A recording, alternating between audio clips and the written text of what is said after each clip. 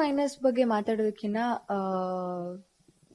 ಈ season, especially ಈ season big boss ತುಂಬಾ ದೊಡ್ಡ ಮಟ್ಟದಲ್ಲಿ ರೀಚ್ ಆಗಿದೆ ಅನ್ನೋದು ನಮ್ಗೆ ಗೊತ್ತಾಯ್ತು. ಒಳಗಡೆ ಇದ್ದಾಗಲೇ 1 ವೀಕ್ TRP ನಮಗೆ ಸುದೀಪ್ ಸರೇ ಅನೌನ್ಸ್ ಮಾಡ್ತಾರೆ. ನಿಜವಾಗ್ಲೂ ತುಂಬಾ ಖುಷಿ ಆಯ್ತು. ಅಂಡ್ ಗೆಸ್ಟ್ ಗಳು ಯಾರ್ಯಾರು ಒಳಗ್ ಬರ್ತಾ ಇದ್ರು ಅವ್ರು ಎಲ್ಲರೂ most of them cinema director.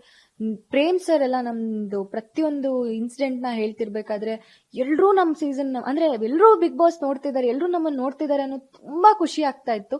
ಆದ್ರೆ ಹೊರಗಡೆ ಈ ಮಟ್ಟಿಗೆ ರೀಚ್ ಆಗಿದೆ ಅನ್ನೋದ್ರ ಬಗ್ಗೆ ತುಂಬಾ ಖುಷಿ ಆಗ್ತಾ ಇತ್ತು.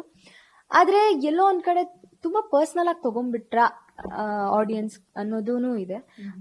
ತುಂಬಾ ಪರ್ಸನಲ್ ಆಗಿ ತಗೊಂಡ್ಬಿಟ್ರು ಅನ್ನೋದಕ್ಕೆ again plus positive and negative ಏನಂತಂದ್ರೆ, ನನ್ನ ಹತ್ರ ಬಂದು ತುಂಬಾ ಜನ ನೀವ್ ಹತ್ತಿದ್ದು ನನಗೆ ತುಂಬಾ ಬೇಜಾರಾಯ್ತು, ನೀವ್ ಹತ್ತಾಗ ನಾನು ಹತ್ತಿದೀನಿ, ಖುಷಿ ಪಟ್ಟಿದೀವಿ, ನೀವು ಜಗಳ ಆಡಿದಾಗ ಇದ್ ಮಾಡ್ಕೊಂಡಿದೀವಿ ಅಂತ ಅಂದಾಗ ಪಾಸಿಟಿವ್ ಸೈಡ್.